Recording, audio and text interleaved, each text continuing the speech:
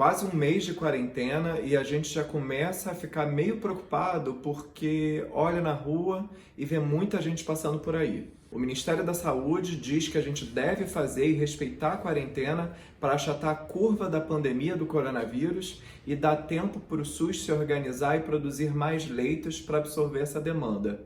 Mas não é só esse o motivo que a gente tem que fazer a quarentena, não. E eu vou te explicar agora por quê. Quando a gente fala de uma nova epidemia, e no caso da Covid-19, uma pandemia, porque a escala dela é mundial, a gente sempre tem que levar em conta os estudos ecológicos. E quando eu falo estudos ecológicos, eu não estou falando de planta e ecologia, não. Os estudos ecológicos na epidemiologia, eles servem para observar exatamente comunidades e populações bem maiores do que pequenos grupos e como eles se comportam com a chegada de uma nova infecção e uma nova doença.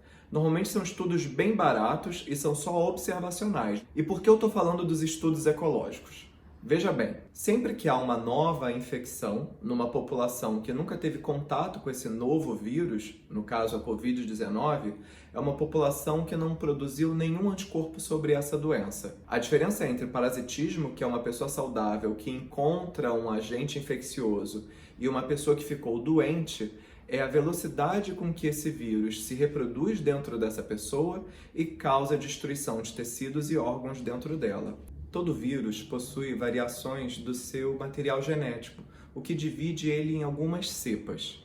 Essas cepas elas podem ser mais agressivas, ou seja, mais virulentas, e menos agressivas, menos virulentas. A diferença entre um grupo e outro é que o grupo mais agressivo vai ser aquele que vai se replicar mais rapidamente dentro do seu hospedeiro, que é o homem, causar mais destruição tecidual, mais destruição de órgãos e mais complicações, como internação em CTI e, eventualmente, a necessidade de uso de respiradores. As cepas menos virulentas vão causar menos inflamação e vão ser características de pessoas que apenas tiveram o parasitismo desse vírus, não manifestaram propriamente a doença, como sintomas leves, às vezes até sintoma algum. E onde entra o confinamento, a quarentena, o isolamento social nisso?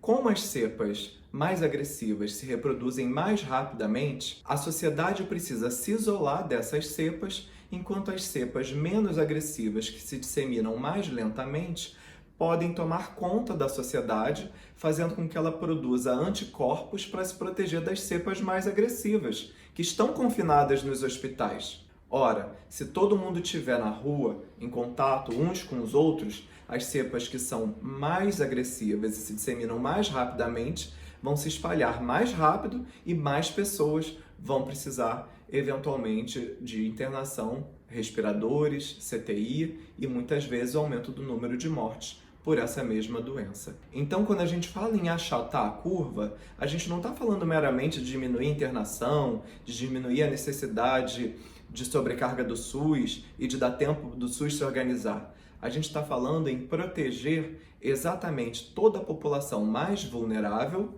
das cepas mais agressivas em detrimento das menos agressivas da mesma doença. Eu sei que depois de um mês de quarentena, as pessoas começam a sentir desejo de ir para a rua, seja pela saudade dos amigos, seja pela necessidade de fazer atividade física e até pela necessidade de trabalhar e ganhar o seu sustento. Mas, por favor, não se comportem como os eugenistas que acreditam que a seleção natural possa trazer benefícios para as pessoas. O eugenismo faz com que uma parte da população simplesmente desapareça. E em 2020 não é momento da gente apoiar esse tipo de conduta. A gente está lidando com uma doença que não tem tratamento até aqui. O uso da hidroxicloroquina, como o próprio Estado tem defendido, não tem evidências robustas de que age de forma correta.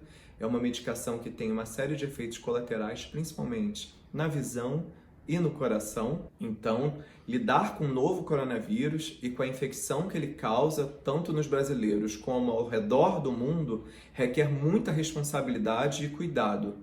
Por favor, permaneçam em casa. Aproveito a oportunidade para desejar um bom feriado, uma feliz Páscoa e a gente se vê com mais novidades em breve. Até lá!